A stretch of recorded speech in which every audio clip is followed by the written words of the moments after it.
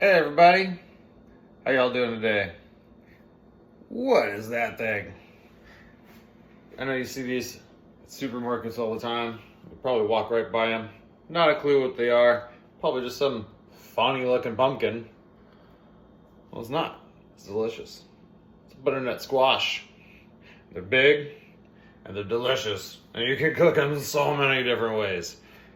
You can roast them, you can grill them, you can turn them into a paste, you can turn them into desserts, into bread, and today we will be making soup. Here we have our recipe. Pretty much everything that we're going to be throwing in there today. I will tell you the amounts as we go along. It all kind of varies and is dependent on the size of the squash and how much food you got. If you guys would like to learn more about how to season your food properly, I'm going to be making another video on that. Become less dependent on things like tablespoons. But this is our recipe and this is what we're going to go with today. Hello everyone. We're going to be making butternut squash soup. Give me a trusty knife. I do not own a peeler. Don't ask me why. But I don't own a peeler. Honestly, that's okay. Because I'm really good with a knife. And we will go ahead and take care of this bad boy right here. We're going to dice it up as well with an onion, red bell pepper. Let's go ahead and get this done. Figure it out. So I'm gonna look for an easy way to peel this. I need to turn this into a more manageable size. And there's a nice line right here. It's a good thing these comes with lines already. So I'm gonna go ahead and cut down to that line. There's usually seeds in here somewhere. But I'm just doing this so I can peel it. And it needs to be more manageable for me, because there's these weird curves and stuff, and I'm using a knife. So I'm gonna go ahead and cut right here, and it'll be really easy to go ahead and do the rest of this once I do that. We're gonna cut right here, down the line.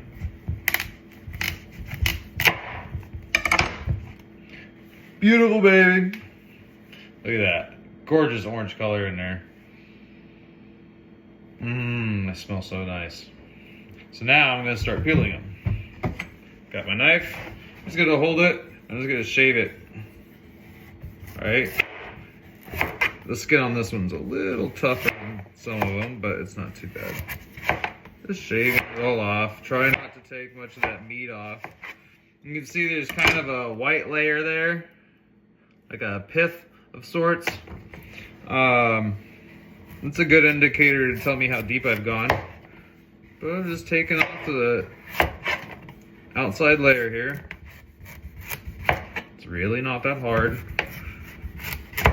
It's a little firm. Keeping your fingers away. Alright, not too bad, not too bad. Flip her over a little bit.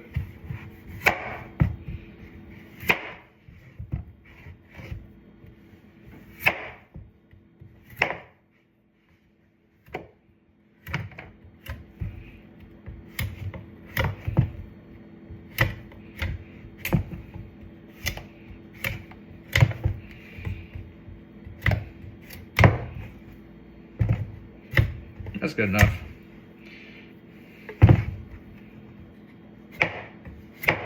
There we go. And I'm just going to cut this end off. And that will be ready for further processing. Next,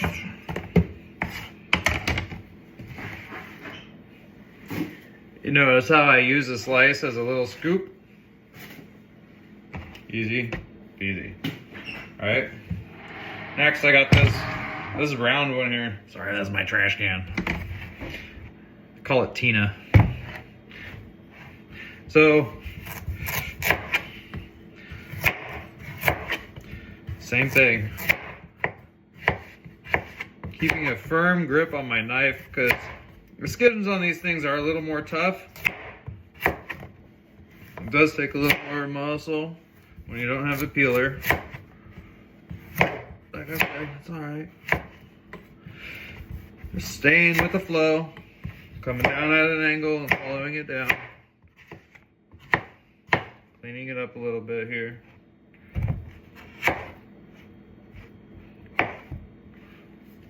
Alright. See?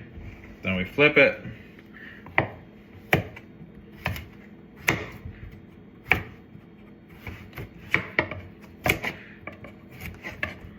Kind of a trick that I kind of have, keeping it here at a steep angle. I'm just kind of trimming off what I can see from the sides because I'm going to cut the end off anyways, right? So I don't need to like take it all the way back, right? There's just a little bit left here. You know,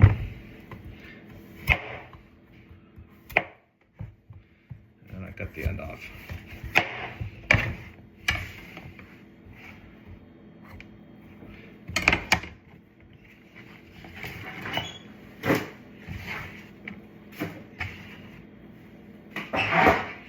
All right, now I have 2 peeled, manageable pieces of butternut squash. There's usually some seeds in here. You can kind of see the indent right here. There's usually some seeds in here, so we're gonna go ahead and deal with that. Cut that in half. See? They're slippery. Seeds, they're cute. We're gonna scoop those out.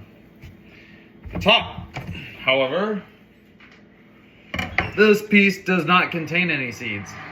So we're... Tuna. This top, however, does not contain any seeds. And I'm gonna leave this as it is for the moment because it's gonna be easier for me to dice up if I leave it like this. I'll show you why later. For now, scoop out these seeds right here. Just gonna take a spoon, just like anything else, scrape it out. Way easier than a pumpkin. Way easier than a pumpkin. Same process.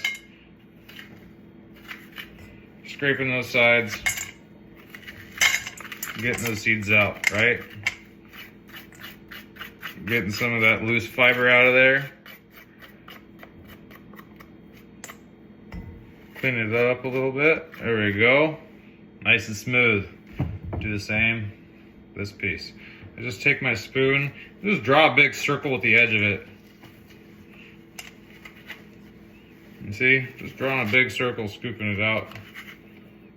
Makes it easy. And then the same thing from the back. Right? And then scraping it.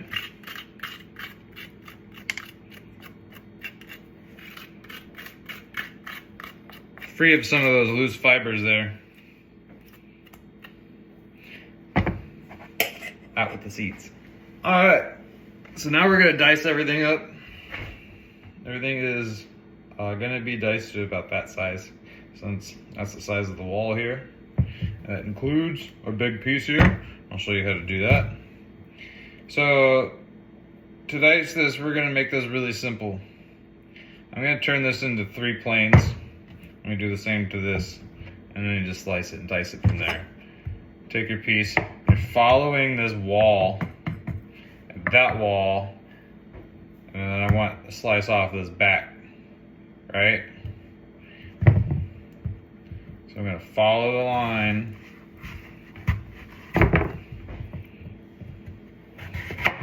Follow the line, clean her up a little bit, right?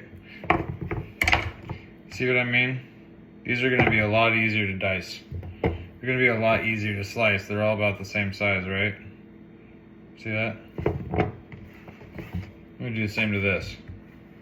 Following that wall, that edge, I'm just gonna go take it straight down. Rotate it so I can hold it a little easier. Clean it up. So I got left with this letter C. It's no problem. Just clean it up. And those little pieces right there, those will get cut up too. Alright?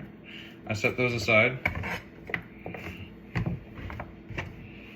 Now I get left with these. And this is what I want. Alright? So what do I do next? And take this, I'm gonna do the same thing. Approximately the same size as everything else. So I want everything to cook evenly.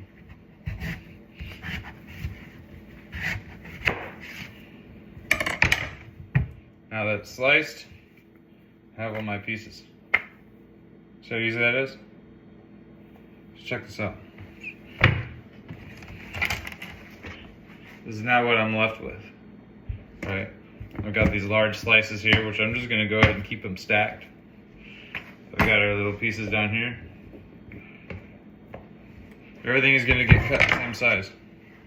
Everything, no problem.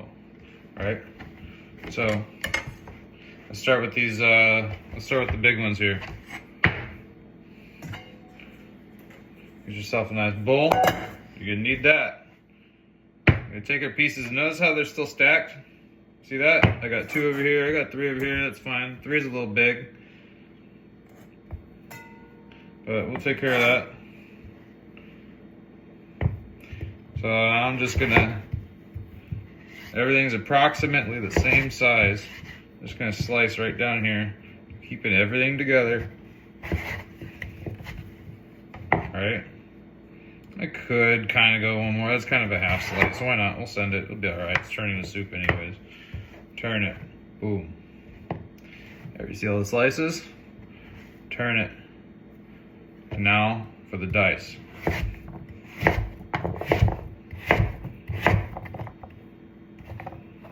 It fell apart. That's okay. We got it. Look at that. Perfect cubes. Throw them janks in that bowl. And now we're gonna do the same to everything else. This piece is a little bit bigger, so I'm just gonna go ahead and separate it.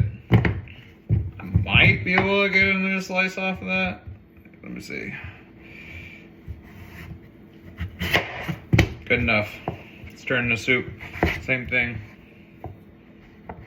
Watch your fingers. This has a lot of starch. The knife might stick. You might catch yourself. I've done it plenty of times. But yeah, here we go. Boom, boom, boom. Pieces flying everywhere. It's your bowl. Put them janks up in there. Alright. Got these 2 pieces, same thing, baby. Boom. Boom. Boom. We'll go one more in here. We'll go one more in there. Oh, it's a little tough. There we go.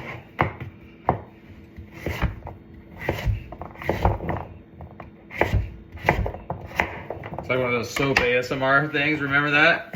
That silly fad? And you just do the same thing with these pieces right here. Alright? Just turn it into soup.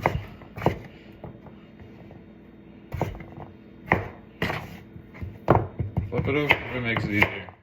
Alright?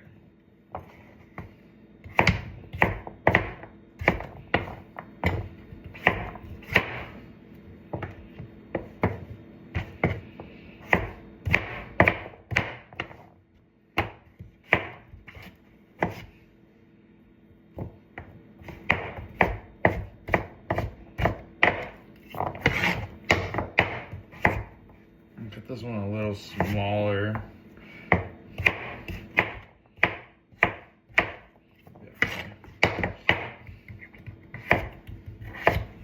Same thing here, a little smaller. Just so I can get more cubes, more manageable cubes. These little pieces right here, boom, just cut them up. Like nothing was wasted, except for the ends. Just a little bit at the end where the stems are. That was it. And the skin. Look at all that. Done. Didn't waste nothing. Manageable sizes. They're all gonna brown nicely.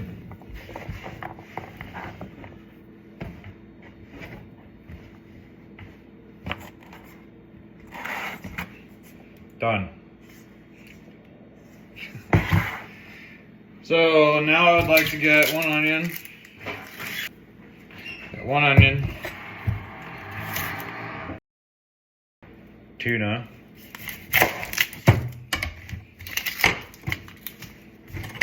So I want to dice this. I'm going to keep the roots on. Get all of your thin layers off. And any layers that could have mold, none of this has any mold on it. Sometimes they do, and that's okay. Dicing an onion 101. What did Shrek teach us? Onions have layers. Alright? They've got all these little layers. You don't have to cut sideways. It'll be alright. All I do is I take my knife and I cut angles all the way around till I get to the end. Same thing all the way here, right?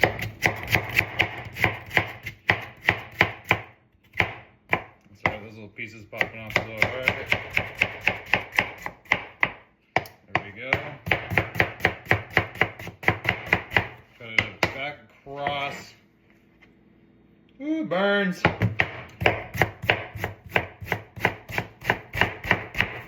There we go. Just like that. Take any of your longer pieces, trim down your ends. It's a strong onion.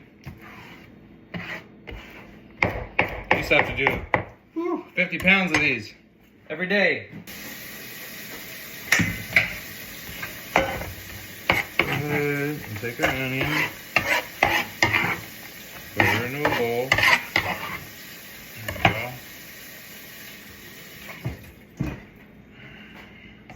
Put it in the refrigerator for a little bit. It'll actually cool down some of those gases.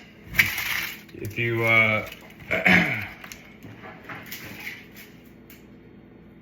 use cold onions, it won't be so bad. That was a room temperature onion.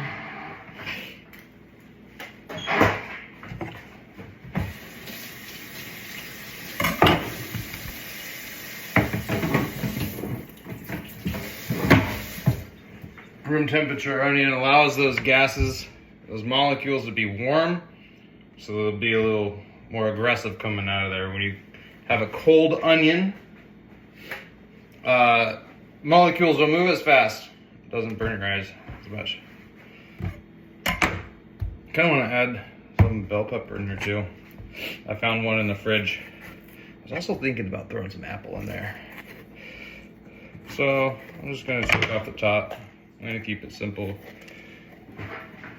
Take out your seeds, reach in there and just pop them off. That's it. Look at that. They just pop off. The little things in there, they just pop off with your fingers. You don't even have to get fancy with it. Just reach in there and pop them off. A little pro tip for you. Look, I'll cut the bottom. More Tina action for you. Pop the bottom off for you here. And this one kind of presents itself to be into threes. I've got 4 cuts here. Right. I'm going to clean up a little bit of that white. Some people turn their nose up at it. I guess they could be a little bit bitter. You know. How's them apples? Eat it. It's delicious. Honestly, just clean it up a little bit if you want. And it kind of helps with your cuts. I'm going to start with the bottom piece. I'm just going to go ahead and slice it. Same thing with all these other pieces here.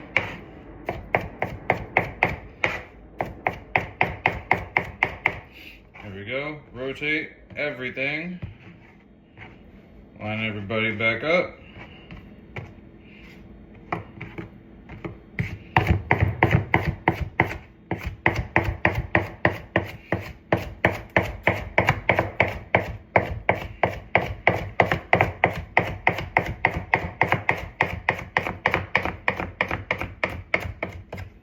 Done. Look at that. Done.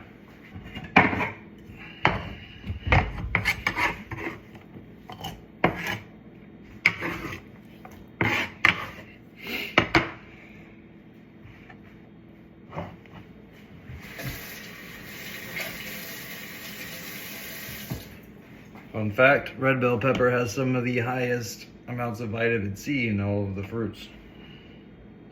There we go. Also, do you know what the difference between a green bell pepper and a red bell pepper is?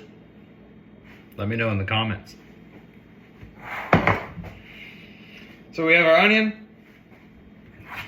we have our squash, we have our bell pepper. I think it's time to turn off the heat. Alright everybody, we're gonna go ahead and take our pot. I choose a nice cast iron pot. Who doesn't love Lodge, right? Got it nice and hot already. It's already been smoking on me a little bit. That's a good visual cue for me that my pan is hot. But it begins to smoke just a little bit. I could just barely see it. I'm gonna go ahead and put enough oil in here to really coat the bottom of the pan. I want there to be enough in here to help coat all of the food that's in here. Don't just put a little bit of oil in there, because then it'll evaporate and then you're gonna scorch all your food. You need to have enough in there to be able to sear this up.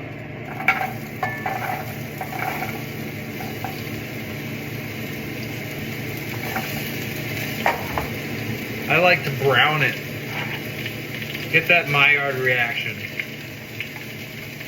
That's the browning effect. Things like amino acids and sugars breaking down. That's that browning on the outside of a good sear, the Maillard. I want to get that going on all these dices here. And there's a lot, so I'm going to take my time with it. And then I'm going to do the same with the onion. And of course these red bell peppers. Got it in here, browning away. While those are browning, I'm gonna do a little bit of garlic here. Smack them, get that Allison building up in them.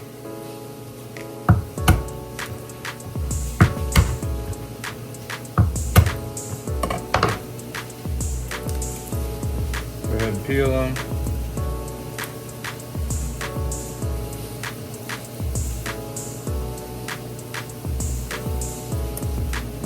Smack your garlic like that.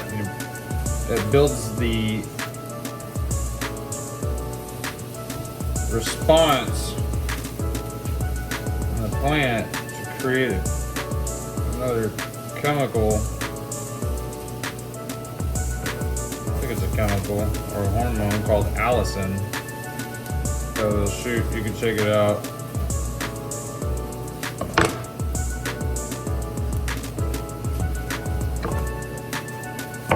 Pop your little ends off.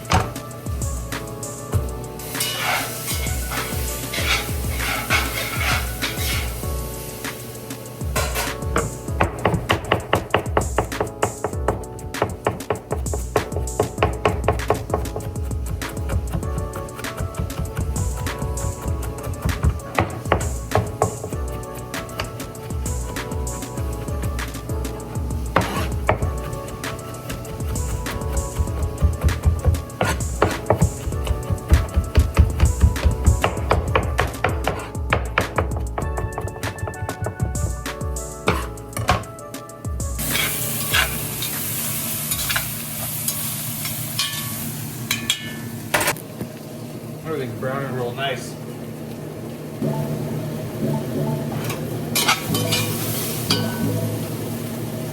Everything is browned up real good. So I'm going to take this part out. I'm going to do the next half over there.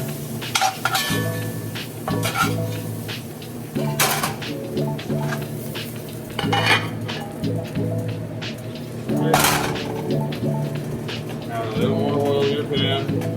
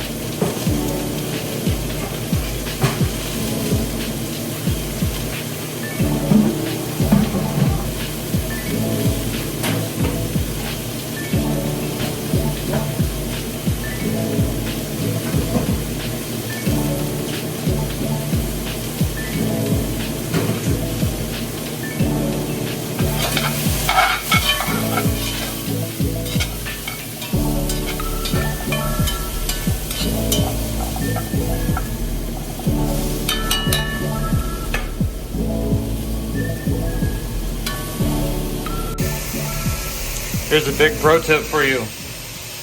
So I don't want these pieces to steam, which is why I separated the halves. I want that Maillard. I want them to be able to sear, which means I need to let the steam off right here.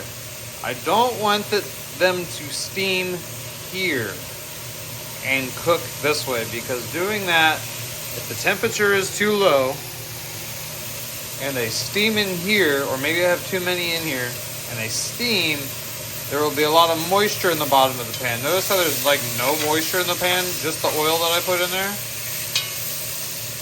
But it is perfectly okay to let them steam here and keep cooking.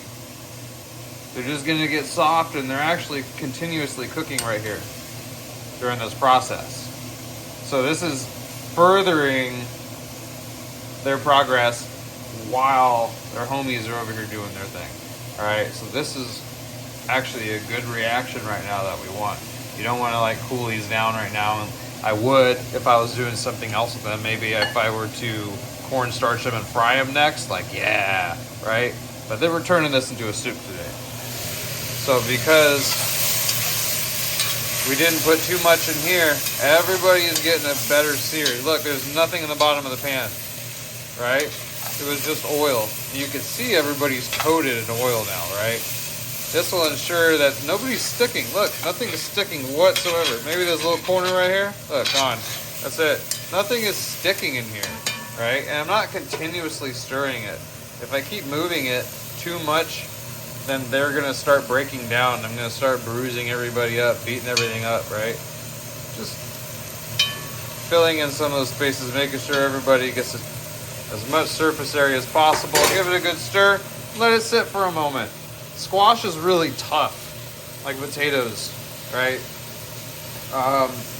They're pretty rugged. You could do a lot to it. You can kind of beat it up. It's a very forgiving, is it a fruit? I believe it's a fruit. It's got seeds in it. And there's so many applications that you can do with it. For now, we're gonna finish this up.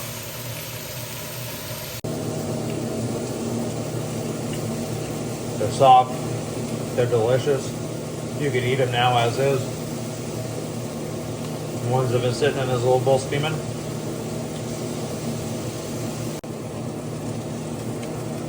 Alright, we're going to transfer this into our bowl. And they are going to continue to steam in the bowl and finish cooking and soften up. There is virtually nothing stuck to the bottom of this pot. I got this pot nice and hot. Put plenty of oil in there before I added anything to it. Now we're gonna do the onions. Need to add plenty of oil. Don't be shy about oil. The majority of the oil doesn't end up in your body. It ends up in the air. It's all over your walls, and hopefully more or less up in your vent hood.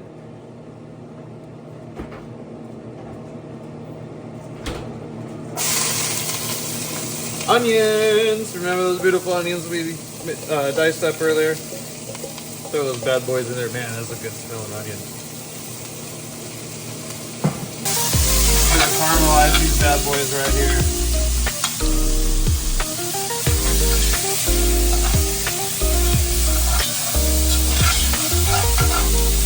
Moving for now. I want them to steam before they caramelize. It's kind of like a reverse sear for a steak. So I'm doing it with my onions. I want them to turn translucent and steam and get soft first before they caramelize.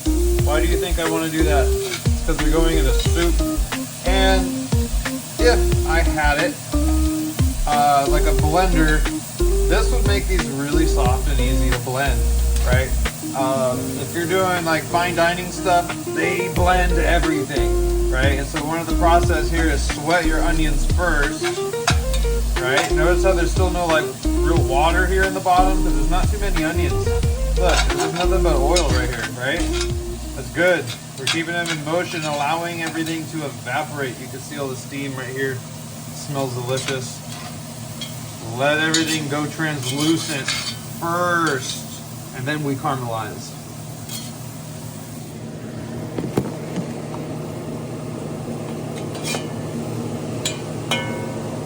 So that's why I'm keeping these in motion. This is really gonna let those sugars do their magic. And I can already smell it. Like, oh, this smells so sweet. It was a really nice onion. The same one that was burning my eyeballs. It almost smells like candy. I did not put any salt in here yet. The reason is salt draws out moisture, right? So if I put salt on this, I'm gonna get that pooling effect. I'm gonna get all the water that is inside of these onions into the bottom of the pan. But for now, since I did not put any salt in here, there is no moisture in the bottom of this pan whatsoever. There is nothing other than just the oil that I put in there and the onions themselves. I'm going to show you here in just a moment. Now I'm keeping everything in motion, but now I'm starting to slow down. Now that everybody is translucent, or getting there, I'm starting to slow down the movement a little bit. I want them to start to brown and caramelize more on the outside. I want that sugar to come through. This is that Maillard reaction that we were just talking about. That Maillard reaction applies to the amino acids in meats and the sugars that are in your fruits and vegetables. It's that caramelizing and the breaking down that turns this stuff brown and changes the dynamic in the flavor of your meat.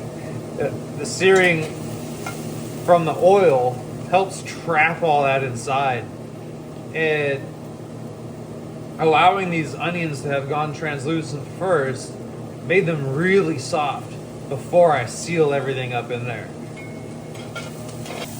I'm on medium-high heat right now. I don't have a whole lot of time, otherwise I'd let these cook on a way lower temp and let them go for 30 minutes. But since I'm a dad, I have to get my son. These are about where I want them. Right, notice how they're not crispy? They're not really quite firm. They're nice and soft. See how I can just break it apart? Everybody's soft. I can just break everybody apart. Man, I could let these suckers go on the lowest heat for the longest time, and they could be smearable on bread. We'll save that for another video. But for now, I can already hear it. I can already smell it. The sizzle right there means that these suckers are about done. Everybody's stuff there on the spoon is looking real nice. Notice there is nothing stuck to the bottom of my pan. Nothing is stuck anywhere to my pan.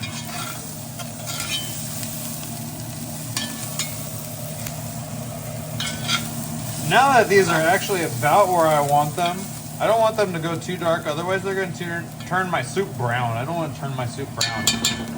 I want it to stay orange. But since these are about where I want them, I'm going to make a little room over here for some red bell pepper. I'm not going to get that much Maillard reaction out of the red bell pepper. There's a lot of water in bell pepper, and it takes a lot of time for some Maillard reaction to occur. What I want this to do is provide color to the dish. I want these bell peppers to be nice and bright, and they're going to stand out in the soup. If I were to blend the soup, it's going to help contribute to that orange color. You're going to have this nice caramelized yellow here, and then you're going to have nice bright red help contribute to the orange of your squash, right? So if you were to blend this really smooth with a hand blender, then you're going to get a really nice color out of it. But for now, I'm just going to kind of steam these guys, soften them up a little bit. So once these are almost done and where I want them, I'm going to add the garlic, and then we're going to glaze the pan.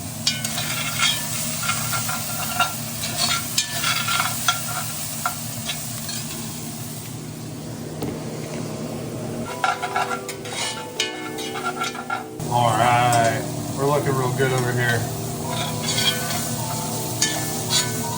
The bell peppers are beginning to get nice and soft.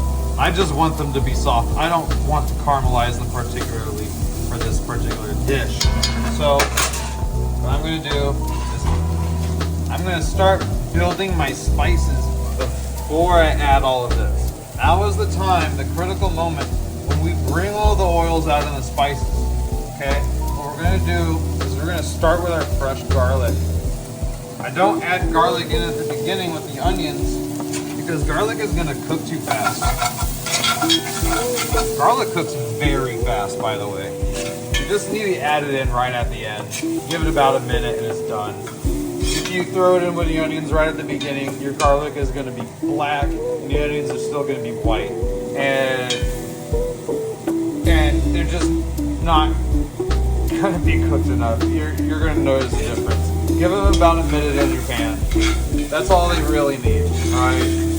Keep everything moving, keeping everything stirring.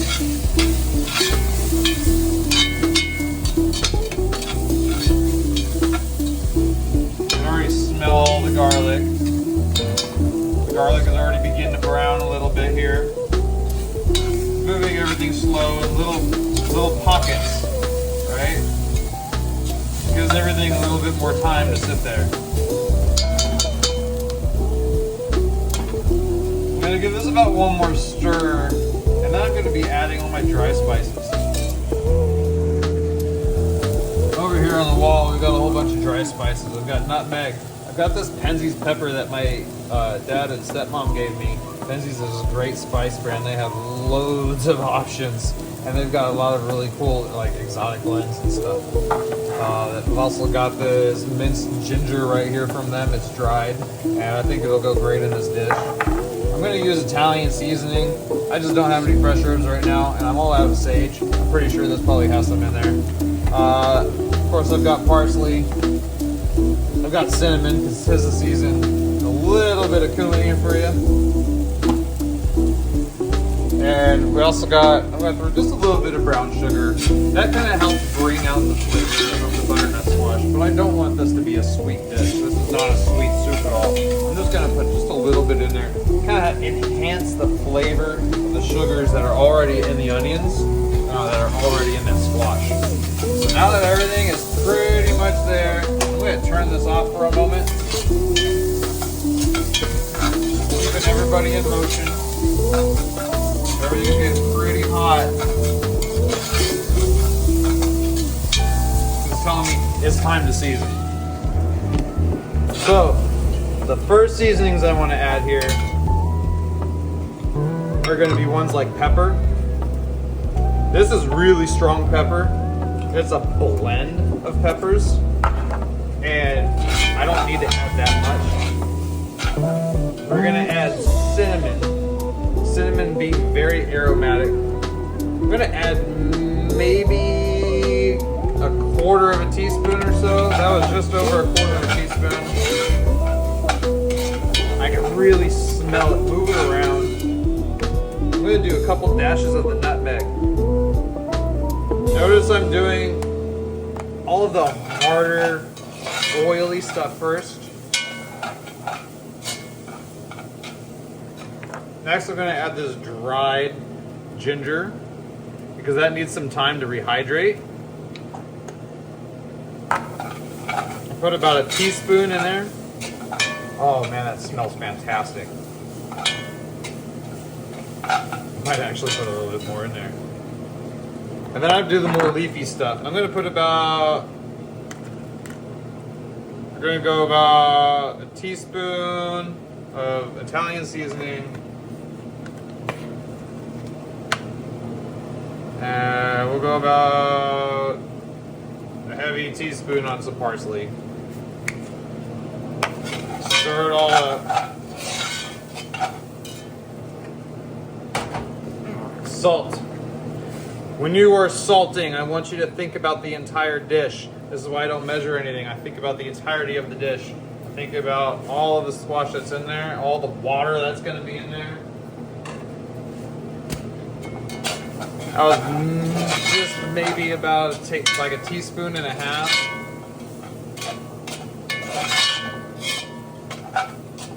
Remember, I turned the heat off on this, which is just allowing everything to just come out. I can really smell everything. This is important. I want to build my base before I add anything else. I'm going to add my squash now. It's ready.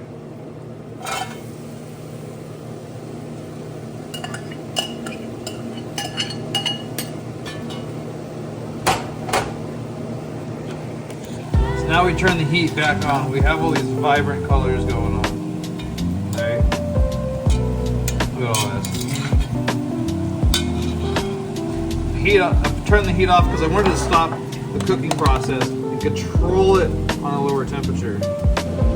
Forgot to add a little cumin. I'm just doing a little bit anyways. I don't want it to stand out that far, so I just put a little bit on there. Cumin is nice and citrusy, but I don't want it to really taste like cumin. I don't want this to be like chili. Now, little secret for you guys. I do the same exact process with different spices and with coconut milk. Curry, butternut squash curry, pumpkin curry, acorn squash curry. You can make curries doing the same process. And it is a great seasonal thing, especially if you have like lamb, chicken, roasted chicken, pork. Throw some beef on there, whatever you want, man. Your dish. Keep it vegetarian. Keep it vegan if you want. The options are limitless. That's what is so wonderful about this using squash, is how versatile they are. You can make soups, you could roast them, you could smoke them, you can do anything you want with squash. And these seasonal dishes like this made it a pot, really gave it some nice low and slow time, I think are like the best ways to really bring out the flavors of the squash.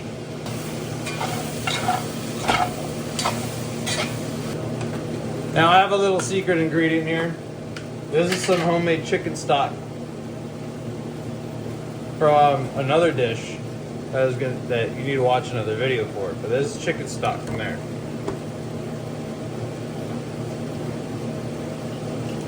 Right now we're going to deglaze. It's time to deglaze. I'm going to use a little bit of this Chardonnay right here. I like Chardonnay. It's a little sweeter. It's going to help kind of contribute to this dish here. About a half a cup or so.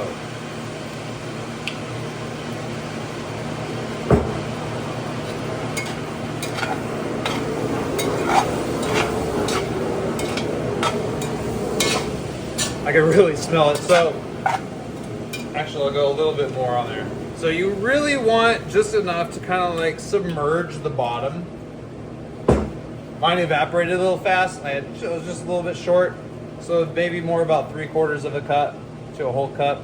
And I wanted to really submerge the bottom and coat everything and deglaze everything. I can still see it in there, but I can smell that the alcohol is evaporating away. There will not be any more alcohol in this dish. Alcohol evaporates at about 174 degrees. So there will be plenty of water and liquid still in here, and there won't be any alcohol left. What I'm searching for was that acid.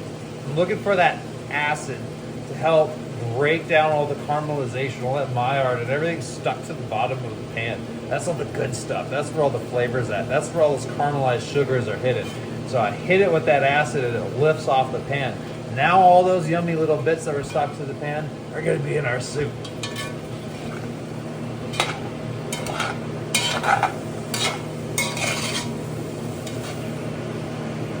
I'm wafting. There's just a little hint of alcohol left in there, and I can feel that in my chest.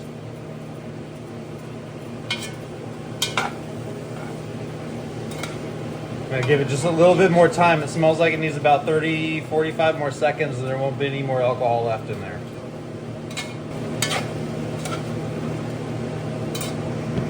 I'll show you guys.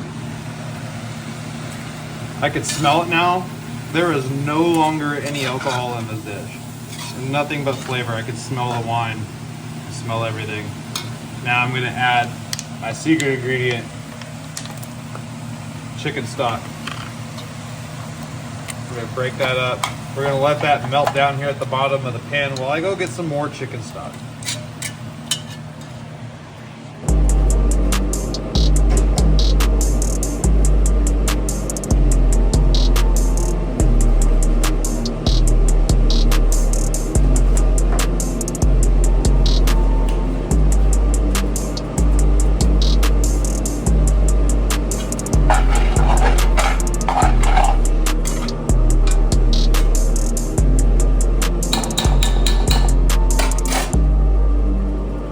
Chicken stock has reduced down.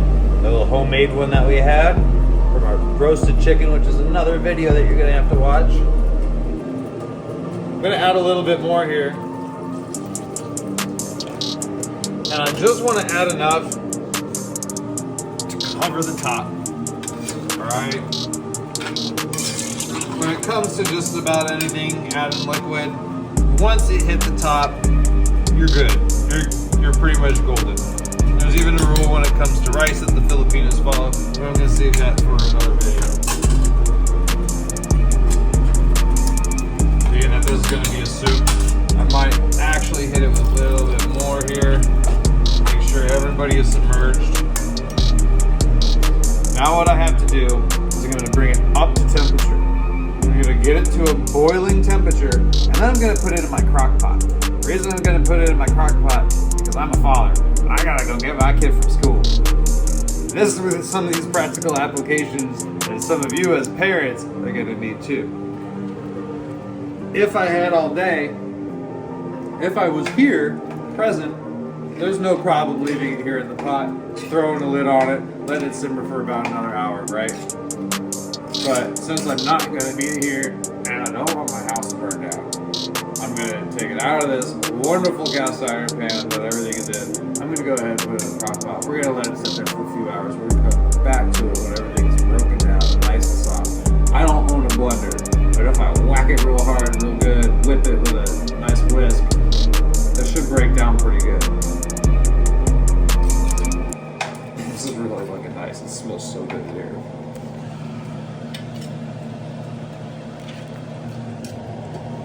So in the meantime, I'm going to go ahead and get everything cleaned up. I'm going to add a little bit of brown sugar now, just a little bit. The reason why that sugar didn't go in with everything else earlier is because it has a higher chance to burn than everything. Boy, it'll caramelize on you. I'm just going to add, I don't know, what is that, tablespoon and a half? A heaping tablespoon. This is a teaspoon, this is a smaller spoon. Just mix it in there. That's just enough to bring out the sweetness and the squash. Just enough to bring out some of the flavors of the onion and complement the cinnamon and the nutmeg that are currently in here. This is not intended to be a sweet dish. But I usually make it very spicy. You can also add chicken to this if you wanted to. That would be great. You can put chicken, you can put mushrooms in here. Tasting is perfect right out of the gate. Everything's perfect. Everything was one shot. Boom. I do not have to add any more seasonings to that whatsoever. It's very rich. I can get a little bit of that cinnamon. You can taste a little bit of that sugar, but I can really taste the caramelized squash and onions.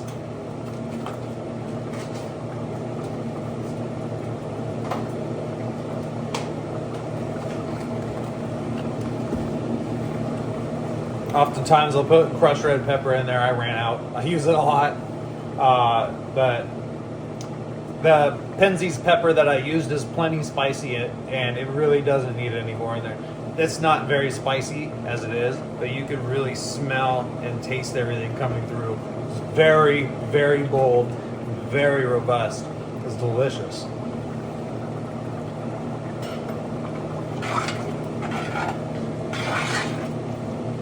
But it's time for me to go get my kid. We're gonna go ahead and transfer this to the crock pot. We're gonna set it on high, and we're gonna leave it for a few hours.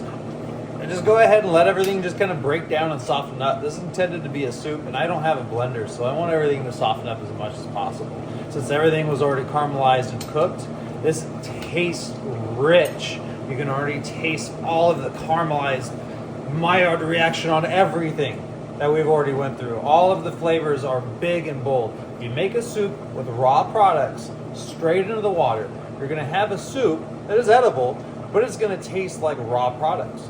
If you caramelize everything in your pan first, you're gonna get a very intense soup. Very rich, very bold, big in flavors. One last look before we move into the crock pot. I don't need to show you guys a crock pot. That's simple enough. You're all adults here. Look at this. We're gonna let all this break down.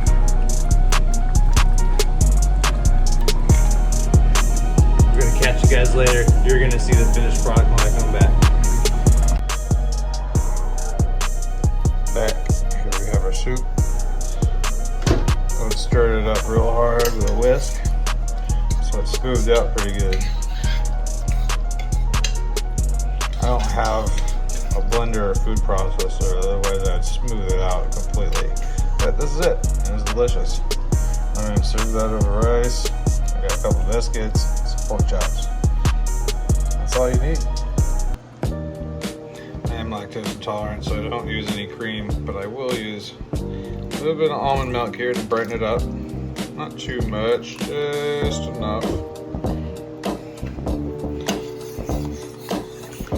Stir it up. The nuttiness of the almond milk is going to go really good with the earthy nuttiness of the butternut squash. There we go, just enough to brighten it up. I'll throw a little extra olive oil on top of my bowl when I'm done. Alright everybody, we close down on the soup. It's delicious. You can put sour cream on there.